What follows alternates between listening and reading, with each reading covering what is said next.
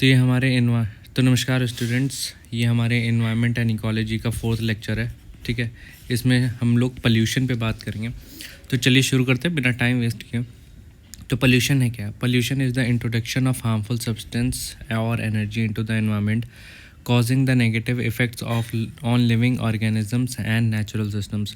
तो पोल्यूशन क्या होता है? पोल्यूशन जैसे आप आसपास देखते होंगे, ऐसे हार्मफुल कंपोनेंट्स ऑफ एटमॉस्फेयर या फिर of environment that affects the environment in a negative way, तो उसे कहते हैं पोल्यूशन। तो जो भी नेगेटिव इम्पैक्ट डालता है पोल्यूशन पे उसे कहते हैं, और उससे जो कॉज होता है उसे पोल्यूशन कहते हैं।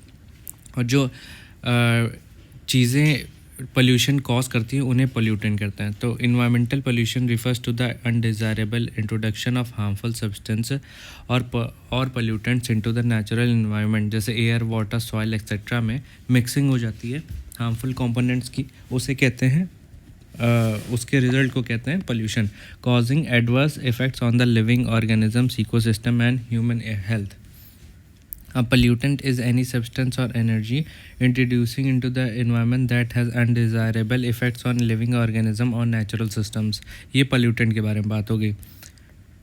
ठीक है, तो pollution एक ऐसा component of environment जो harmful effect produce करता है on the substance of environment, और जो substance cause करते हैं उन्हें pollutant कहते हैं।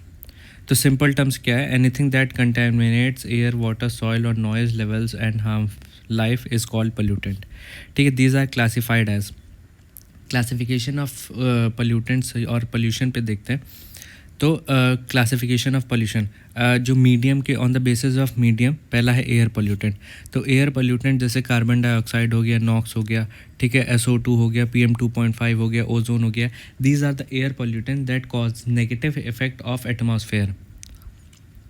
फिर वाटर पोल्यूटेंट जैसे इंडस्ट्रियल एफ्लुएंट्स हो गया, जैसे फैक्ट्रीज जो होती हैं वो अपना जो हार्मफुल लिक्विड है वो डंप कर देती है रिवर्स में। तो ये रिवर्स या फिर कोई फ्लोइंग बॉडीज़ में उसे कहते हैं इंडस्ट्रियल इफ्लुएंस, और इट अफेक्ट्स द वाटर, जिससे कॉज होता है वाटर पोल्यूशन। जैसे सीवेज हो गया, ठीक है, सीवेज हमारे घर से भी निकलता है, इंडस्ट्रियल एरिया से भी निकलते हैं, कमर्शियल एरिया से भी निकलता है। तो जो वाटर को पल्यूट करता है वो हो जाता है हमारा सीवेज।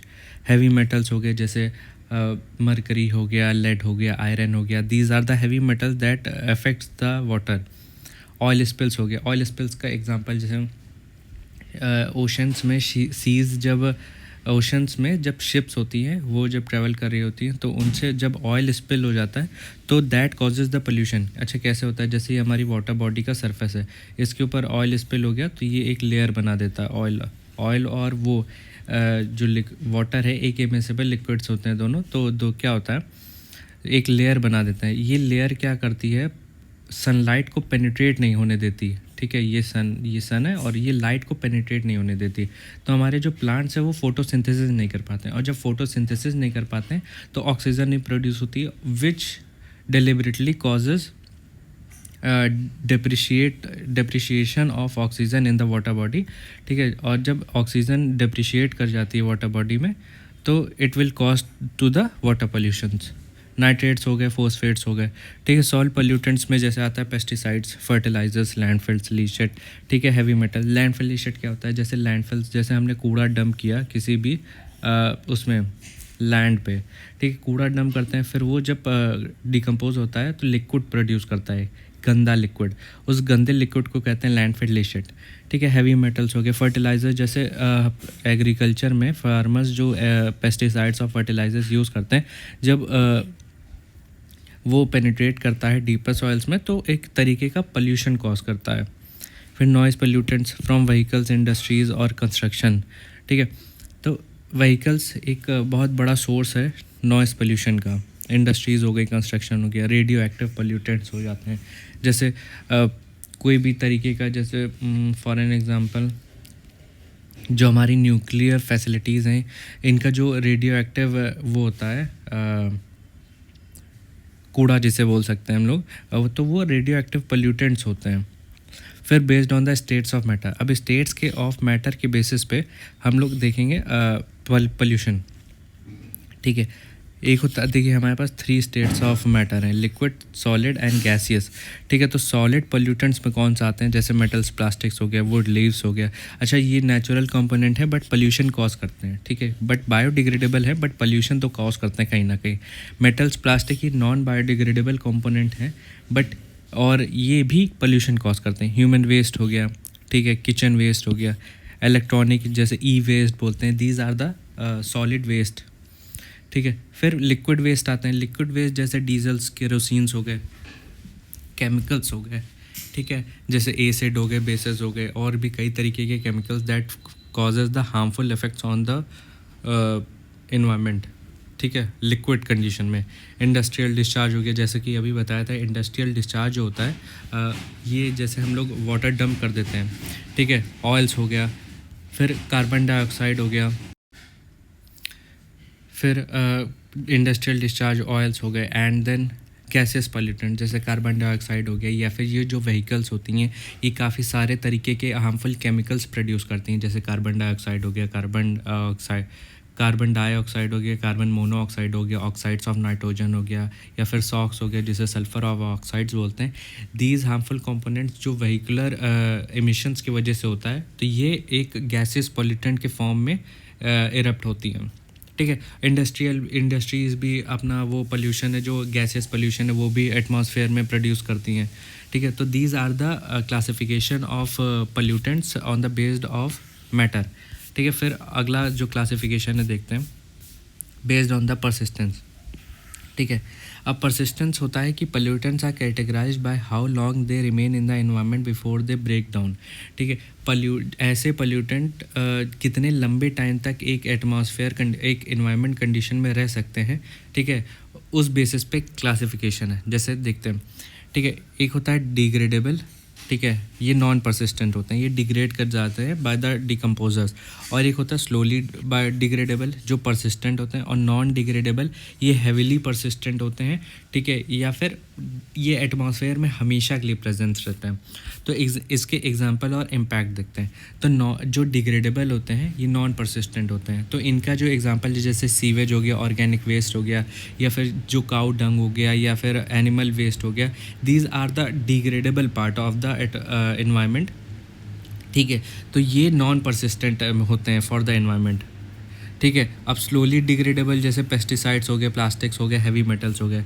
नॉन डिग्रेडेबल जैसे रेडियो एक्टिव वेस्ट और कुछ केमिकल्स जो होते हैं, जैसे जो हैवीली प्लास्टिक जो नॉन बायोडिग्रेडेबल प्लास्टिक होती है, ये नॉन डिग्रेडेबल कंडीशन में आते हैं और ये भी परसिस्टेंट कंडीशन में है। ठीक है, इनका इम्पैक्ट क्या होता है, ये मिनिमल इम्पैक्ट प्रोड्यूस करते हैं क्योंकि ये डिकम्पोज हो जाते हैं, तो ये एटमॉस्फेयर के लिए कहीं ना कहीं मतलब एटमॉस्फेयर कह रहे हैं, एनवायरनमेंट के लिए कहीं ना कहीं हेल्पफुल भी होते हैं क्योंकि वो डिकम्पोज कर जाते हैं। तो एज अ मैन्योर या फिर फर्टिलाइज़र जैसे ऑर्गेनिक फर्टिलाइज़र जैसे भी यूज़ कर सकते हैं। जो स्लोली डिग्रेडेबल है, जो कि परसिस्टेंट कंडीशन कहलाई जाती है, ये एक्यूमुलेट कर जाते हैं और इट कॉज बायो मैग्नीफिकेशन। फिर नॉन डिग्रेडेबल जैसे long term irreversible damage produce करते हैं। ठीक है, फिर आगे जो फर्दर देखते हैं। ठीक है, type of on the basis of air, water, soil, जैसे कि अभी हम लोग ने देखा था। मेजर सोर्स है व्हीकल्स और इंडस्ट्रीज़ एयर पोल्यूशन के, और की इफ़ेक्ट्स में जैसे रेस्पिरेटरी इश्यूज़ हो जाते हैं, स्मॉग कॉज करते हैं, क्लाइमेट चेंजेस प्रोड्यूस करते हैं, ये एयर पोल्यूशन की वजह से। फिर वाटर पोल्यूशन में जैसे इसके जो एग्जांपल है, ये सीवेज हो गया, फैक्ट्रीज़ हो गया। ठीक है, इससे क्या होता है, जो डिज़ीज़ कॉज हो जाती है, जैसे कई तरीके की मल्टीपल लेवल की डिजीज़ हो जाती हैं जो पानी से कॉज करती है ड्यू टू इट्स पोल्यूशन, जैसे ये जैसे कॉलरा हो गया। ठीक है, एग्जांपल के लिए। फिर सॉइल में आते हैं, सॉइल में जैसे पेस्टिसाइड्स हो गए, फर्टिलाइजर्स हो गए, लैंडफिल्स हो गए, ये क्या करते हैं, क्रॉप को डैमेज करते हैं, ग्राउंड वाटर पोल्यूशन कॉज करते हैं। ठीक है, फिर नॉइज़ हो गया, नॉइज़ में जैसे ट्रैफिक हो गया, मशीन्स हो गई। ठीक है, हेयरिंग लॉस इससे ज़्यादा होता है। ठीक है, स्ट्रेसेस हो सकता है और लोगों को माइग्रेन हो जाता है, तो नॉइज़ की वजह से पोल्यूशन भी बहुत कॉज करता है। फिर रेडियो एक्टिव हो गया, जैसे न्यूक्लियर वेस्ट, कैंसर कॉज कर सकता है, जेनेटिक डैमेज हो सकता है। जैसे एग्जांपल में जापान में जो वो न्यूक्लियर बॉम्ब गिराया गया था, ठीक है, तो उसके इफ़ेक्टेड पर्सन्स आज भी दिखाई देते हैं, तो ये रेडियो एक्टिव डैमेज है। ठीक है, इससे पोल्यूशन जो कॉज होता है उससे रेडियो एक्टिव डैमेज होता है। फिर थर्मल कंडीशन में जैसे हॉट इंडस्ट्रियल डिस्चार्ज हो गया, इससे जैसे लिक्विड हमने हॉट इंडस्ट्रियल डिस्चार्ज रिवर में प्रोड्यूस किया, ठीक है, उससे क्या हो जाता है, एक्यूटिक डेथ हो जाती है, लो ऑक्सीजन कंडीशंस हो जाती है रिवर्स में, ओशंस में, ठीक है, ये थर्मल की वजह से। फिर एयर पोल्यूशन के बारे में बात करते हैं। जो एयर पोल्यूशन है, ठीक है, एयर पोल्यूशन क्या होता है? एयर पोल्यूशन ऐसा कोई भी पोल्यूशन जो एयर में इन्वायरमेंट के एयर में डंप कर दिया जाता है, ठीक है, वो पोल्यूटेंट, उससे जो कॉज होता है, उससे एयर में इफ़ेक्ट्स, अनडिज़ायरेबल इफ़ेक्ट्स जो प्रोड्यूस होते हैं, उसे कहते हैं एयर पोल्यूशन। तो air pollution can be defined as the presence of air contaminants in the outdoor atmosphere in the sufficient quantities of such characteristics of such duration that it becomes injurious to health, plants or to the properties and also interferes with the comfortable enjoyment of life and property, ठीक है। ये तो air pollution की definition हो गई कि air pollution क्या होता है और कैसे वो अफेक्ट करता है डे टू डे लाइफ में। जैसे एग्जांपल में ठंडियों में दिल्ली में काफ़ी ज़्यादा इफेक्ट प्रोड्यूस होता है एयर पोल्यूशन का, और बाकी अदर स्टेट्स में भी, नॉर्थ इंडिया में जनरली जो ज़्यादा एयर पोल्यूशन का इफेक्ट्स दिखता है, ठीक है। तो the chemical substance causing air pollution is called air pollutants, ठीक है, पोल्यूटेंट्स बताई दिया था। Then about 90% of air problems are cause by the pollutants such as carbon monoxide, ठीक है, sulphur dioxide, volatile organic compounds जिसे VOC बोलते हैं, ठीक है, नाइट्रोजन ऑक्साइड्स हो गए एंड सस्पेंडेड पार्टिकुलेट मैटर जैसे PM2.5, PM10, ठीक है, इनकी वजह से भी काफ़ी पोल्यूशन कॉज होता है। तो ये याद रखिएगा, जो PM2.5 की वैल्यू है, ये जनरली जो मैक्सिमम ली जाती है 60 ली जाती है फॉर एटमॉस्फेयर, और PM10 की ली जाती है अबाउट 100, ठीक है, और सॉक्स और नॉक्स की ये ली जाती है अराउंड 80, ठीक है। तो ये पॉइंट याद रखिएगा। देन आगे फर्दर प्रोसीड करते हैं। On the basis natural sources और non natural sources man made जो एयर पोल्यूशन कॉज होता है उसके बारे में देखते हैं। जो natural sources of air pollution जैसे वॉल्केनिक इरप्शन हो गया, ठीक है, वॉल्केनिक इरप्शंस, अब तो वॉल्केनिक इरप्शंस इतने नहीं होते इंडिया में, बट एक नेचुरल सोर्स है वॉल्केनिक इरप्शंस जो कॉज करता है पोल्यूशन, एयर पोल्यूशन। अब वॉल्केनिक इरप्शन से क्यों पोल्यूशन होता है? Because it releases ash, sulphur dioxide and other gases. अब फॉरेस्ट फायर्स, ये भी एक एग्जांपल है। अमेरिका तरफ ज़्यादा फॉरेस्ट फायर्स लगती, इंडिया में भी लग जाती, बट अमेरिका में अभी कुछ साल पहले एक फॉरेस्ट फायर लगी थी, उससे काफ़ी ज़्यादा इफ़ेक्ट हुआ था, ठीक है। तो वो भी पोल्यूशन कॉज करता, हार्मफुल गैसेस प्रोड्यूस करता है, specifically those cause by the natural occurrence like lightning. फिर पोलन डिस्पर्जल हो गया, ये भी एक तरीके का एयर पोल्यूशन है, ठीक है। बैक्टीरियल डिकम्पोजिशन हो गया, the break down of organic matter, ठीक है। अब ये कैसे, जैसे डिकम्पोजर्स जो होते हैं वो डिकम्पोज करते हैं और which leads to harmful gases का प्रोडक्शन। जब भी हार्मफुल गैसेस का प्रोडक्शन होता है तो वो एयर में घुल जाती है। अब उसको एयर में घुलने से बैक्टीरियल डिकम्पोजिशन की वजह से ही एयर हमारे जो ओडर होती है, मतलब जो गंदी स्मेल प्रोड्यूस होती है, उससे एयर पोल्यूशन होता है। विंड इरोजन हो गया, ठीक है, lifting of soils and dust, natural radio activity. तो विंड जब चलती है तो सॉइल पार्टिकल्स और रेडियो एक्टिव जो रेडियो एक्टिविटी के जो वो होते हैं सब्सटेंस, वो एयर के थ्रू ट्रैवल करते हैं, वो भी एक तरीके का पोल्यूशन कॉज करते हैं, एयर पोल्यूशन। फिर मैन मेड हो गया, जैसे इंडस्ट्रियलाइजेशन हो गया, emissions from factories and power plants.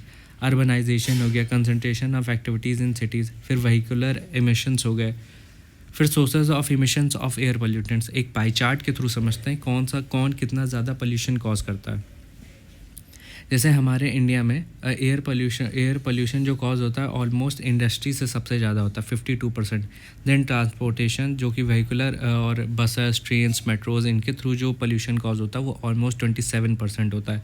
फिर कंज्यूमर एंड कमर्शियल प्रोडक्ट से 8%, कमर्शियल एंड रेजिडेंशियल हीटिंग से 1% और एग्रीकल्चर से अराउंड 10%, और अदर जो क्राइटेरिया कंडीशंस है उससे 2% ऑफ एयर पोल्यूशन कॉज होता है, ठीक है। फिर primary and secondary air pollutants क्या होते हैं उनके बारे में देखते हैं। जो हमारा प्राइमरी एयर पोल्यूटेंट्स है ये क्या होता है? द एटमॉस्फेरिक एयर में contain hundreds of air pollutants from natural और एंथ्रोपोजेनिक सोर्सेज। तो एंथ्रोपोजेनिक का मतलब होता है man made sources.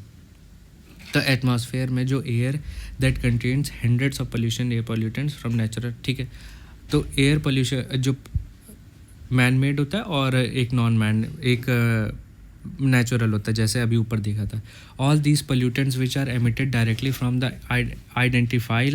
Identifiable sources, either from natural hazardous events like dust storm, volcanoes, etc., or from human activities like burning of wood, coal in homes or industries or automobiles, etc., are called primary pollutants. अब primary pollutants को एक general वे में समझते हैं क्या होता है। जैसे क्या होता है, ऐसा पोल्यूशन जो डायरेक्टली एटमॉस्फेयर में रिलीज़ होता है, ठीक है, उसे कहते हैं primary pollutants. For an example से समझते हैं।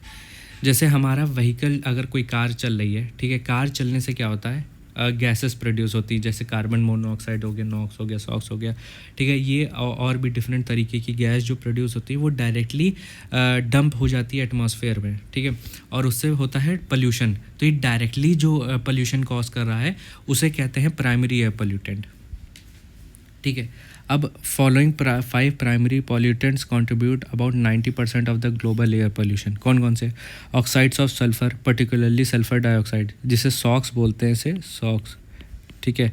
तो ये जो SO2 है जनरली कॉज करता है पोल्यूशन, एयर पोल्यूशन, ठीक है। तो सॉक्स हो गया, कार्बन, ठीक है, फिर कार्बन मोनोऑक्साइड हो गया, कार्बन डाइऑक्साइड हो गया, फिर सॉक्स हो गया जिसमें NO आ जाता है, NO2 आ जाता है, NO3 आ जाता है, ठीक है। तो ये 3 हो गए। फिर चौथा वोलेटाइल ऑर्गेनिक कंपाउंड्स हो गए, जिसे VOC बोलते हैं। फिर सस्पेंडेड पर्टिकुलेट मैटर्स हो गए। तो these are the primary air pollutants. Certain less important primary pollutants are hydrogen sulphide, ये भी याद रखिएगा, क्वेश्चन काफ़ी पूछा जाता है।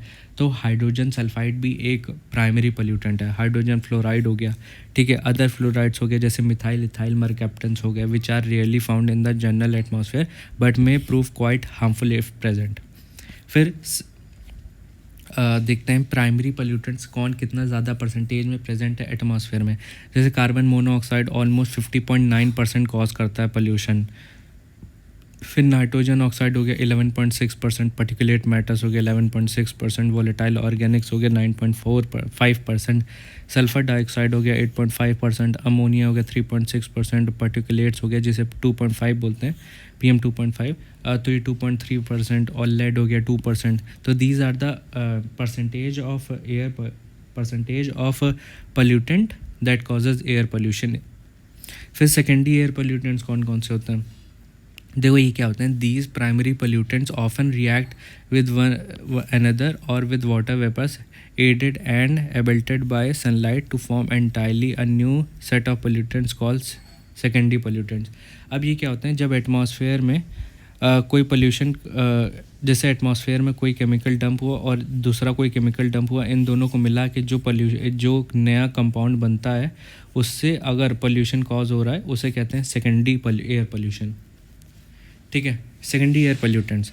तो these secondary pollutants are the chemical substance produces from the chemical reactions of natural और anthropogenic pollutants of their oxidisation causes by the energy of the sun, ठीक है। These new pollutants are often more harmful than the original basic chemicals that produces them. इसके example क्या है, जैसे ozone हो गया, PAN हो गया, peroxy acetyl nitrate, photochemical smog हो गया, एरोसोल्स एंड मिस्ट हो गया, ठीक है। फिर स्मॉग क्या होता है? Smog is a major pollutant in the cities. It is a mixture of smoke and fog and it contains harmful gases, ठीक है। तो क्या होता है, स्मोक और फॉग का कॉम्बिनेशन होता है, ठीक है। Then harmful gases produce from the industries and vehicles and burning of fuels combined with the fog moisture and it clouds the vision and harm the atmosphere and health as well.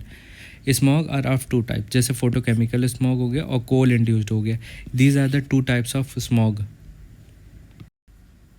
फिर आगे further proceed करते हैं। जैसे देखिए 2 तरीके के smog कहलाते हैं, एक होता है लंदन स्मॉग, एक होता है लॉस एंजल्स स्मॉग, ठीक है। इन दोनों के बारे में काफ़ी पूछा जाता है, ठीक है। तो एक बाइफर्केशन पढ़ते हैं, ठीक है। तो ऑल्सो नोन एज क्लासिकल या फिर सल्फरस स्मॉग, जिसे लंदन स्मॉग बोलते हैं, और जो लॉस एंजल्स स्मॉग है इसे फोटोकेमिकल स्मॉग या ऑक्सीडाइजिंग स्मॉग बोलते हैं। तो ये पॉइंट याद रखिएगा, ठीक है। It was first observe in London UK, और यहाँ ये सबसे पहले ऑब्जर्व हुआ था लॉस एंजल्स या फिर USA में, ठीक है। ये जनरली कंडीशन इरप्ट होती है विंटर में, जो लंदन वाली है, जिसे सल्फर स्मॉग भी कहते हैं या फिर क्लासिकल स्मॉग कहते हैं, ये विंटर में होता है। और जनरली जो USA वाला होता है ये समर में होता है, ठीक है।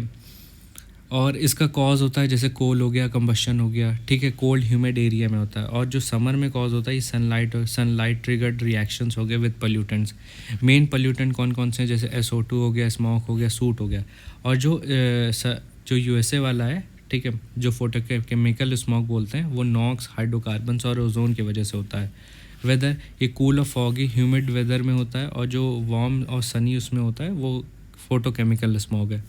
फिर इफ़ेक्ट्स ऑफ वेरियस पोल्यूटेंट्स, जैसे सॉक्स का क्या इफ़ेक्ट है in environment of SOx pollutant. तो sulphur oxides particularly SO2 are the among the most harmful gaseous pollutants.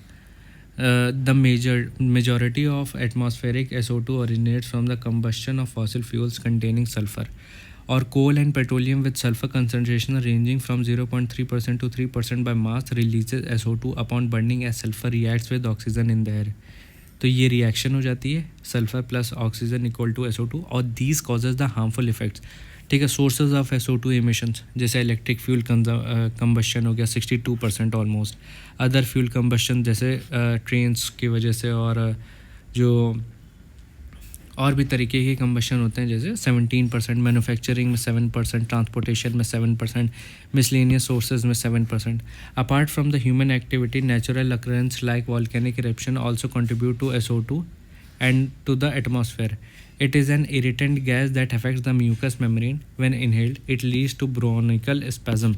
तो ये इसका इफ़ेक्ट बताया गया, क्या इफ़ेक्ट डालता है, ठीक है, सल्फ़र SO2।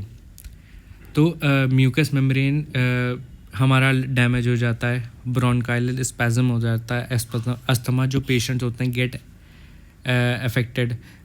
तो जो SO होता है, SO affects the respiratory tract, producing eye, lung or nose irritant.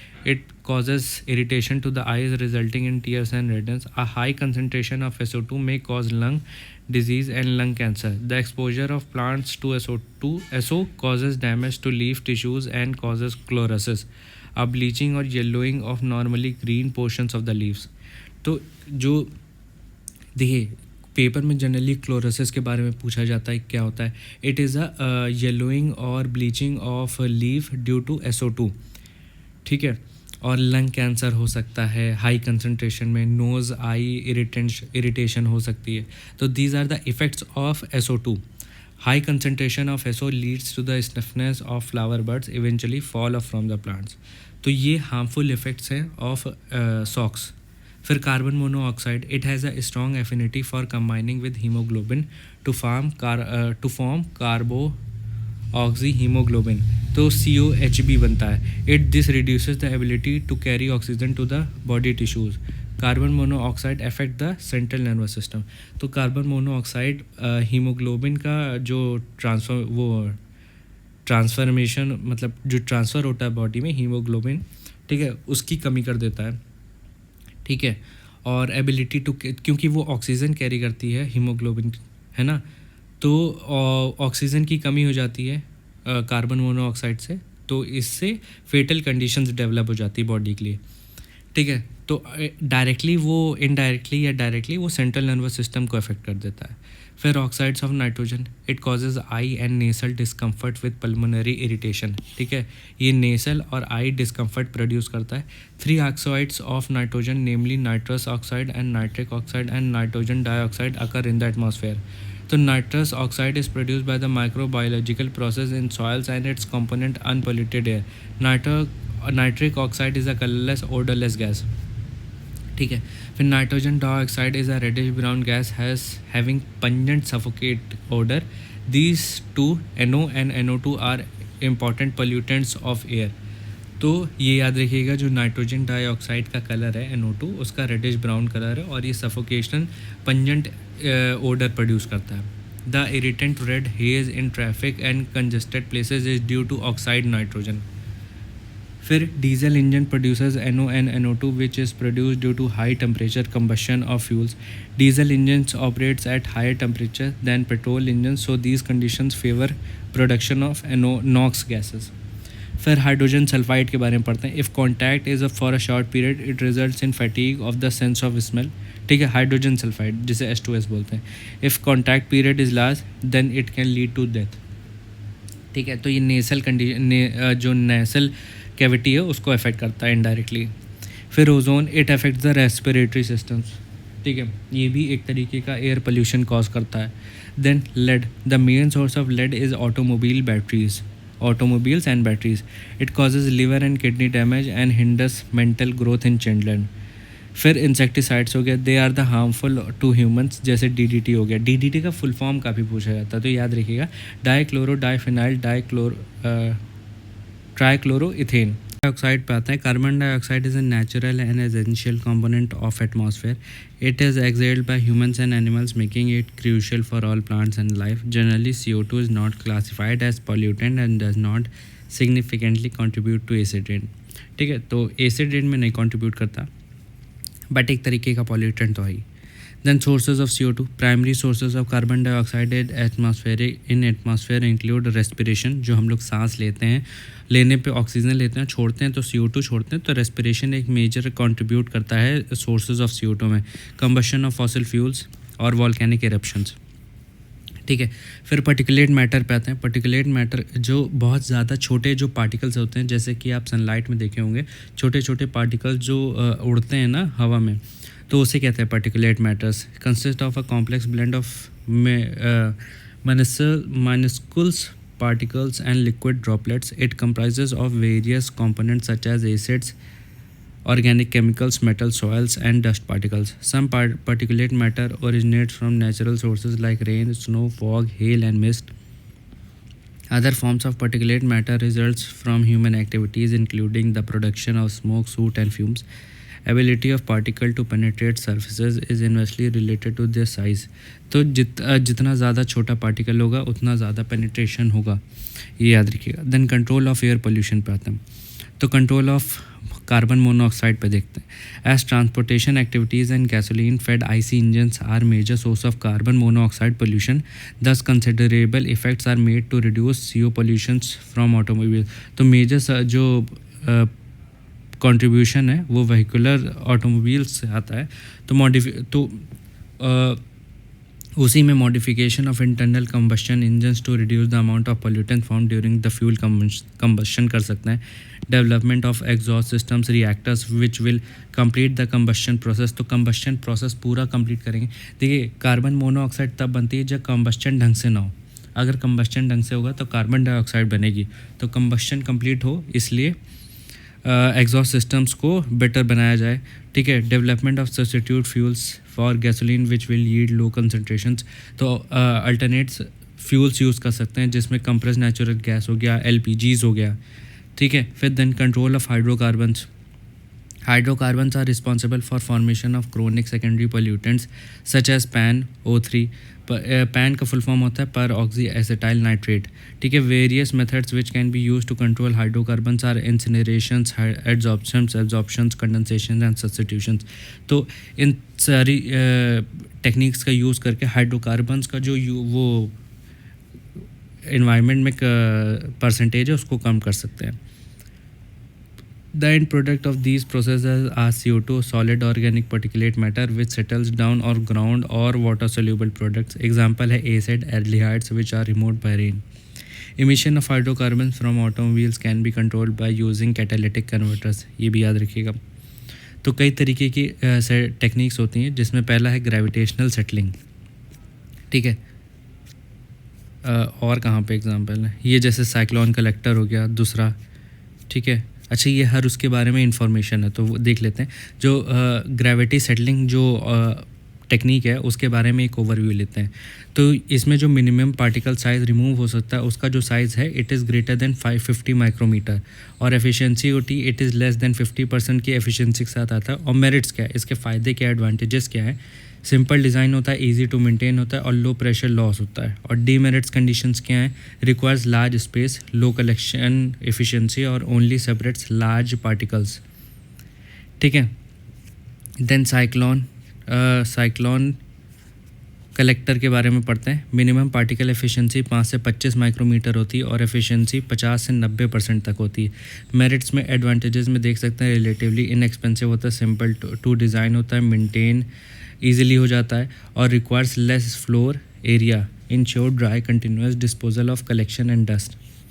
फिर डीमेरिट्स में रिक्वायर्स मच हाई हेडरूम्स मतलब हाइट ज़्यादा चाहिए होती है, कलेक्शन एफिशिएंसी लो होती है, यहाँ पे ये पॉइंट याद रखिएगा। और फॉर स्मॉलर पार्टिकल्स के लिए एफिशिएंसी कम होती है, quite sensitive to variable dust loadings and flow rates. Then wet scrubber ये पानी के फ़्लो के अगेंस्ट जो पार्टिकल्स होते हैं वो पानी के साथ फ्लो हो जाते हैं। मिनिमम पार्टिकल साइज जो रिमूव हो सकता है it is greater than 10 micrometre और एफिशिएंसी जो होती है इट इज़ लेस देन 80%।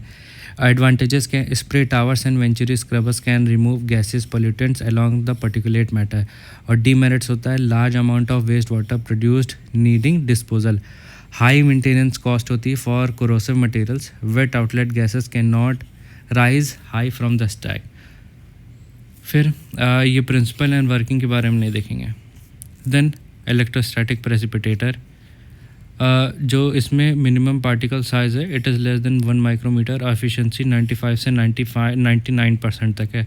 इसमें जो एडवांटेजेस हैं, पार्टिकल्स कलेक्टेड वेट और ड्राई, ठीक है, दोनों तरीके से कलेक्ट हो सकते हैं, हाई एफिशिएंसी पे काम करता है ऑलमोस्ट 99% से ज़्यादा, और removes even small particles. Demerits जैसे हाई इनिशियल कॉस्ट होती है, sensitive to variable dust loading and flow rates.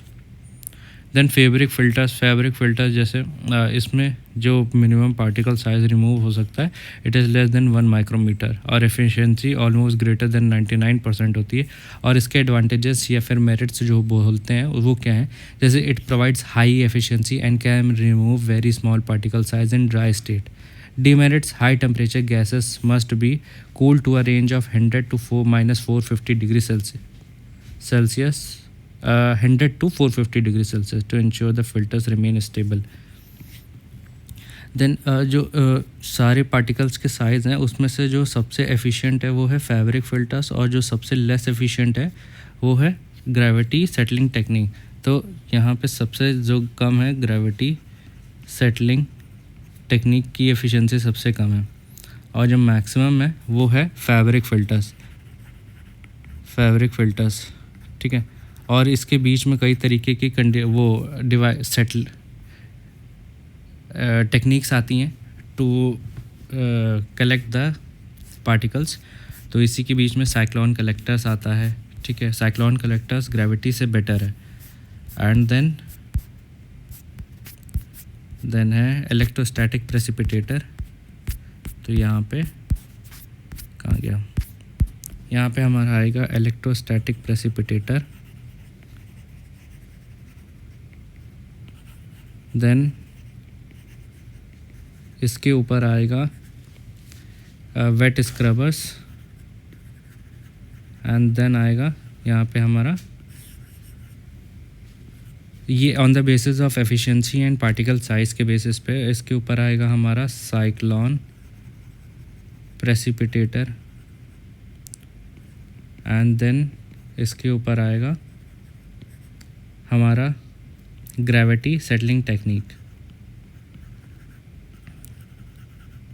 Gravity settling, तो ये हमारा on the basis of efficiency and particle size है।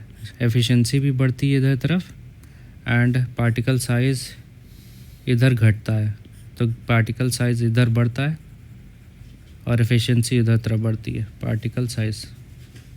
तो यहाँ पे हमारा एयर पोल्यूशन कंप्लीट होता है, ठीक है। तो आज के लिए इतना ही रखते हैं, ठीक है। इसकी PDF आपको टेलीग्राम पे मिल जाएगी और टेलीग्राम का चैनल का लिंक आपको डिस्क्रिप्शन में मिल जाएगा, ठीक है। कल नए लेक्चर के साथ आएंगे, उसमें आगे फर्दर प्रोसीड करेंगे सॉलिड मैनेजमेंट या फिर वाटर पोल्यूशन से रिलेटेड या फिर नॉइज़ पोल्यूशन कल देखेंगे। और तब तक के लिए लाइक शेयर एंड सब्सक्राइब करना ना भूलिएगा। Thank you.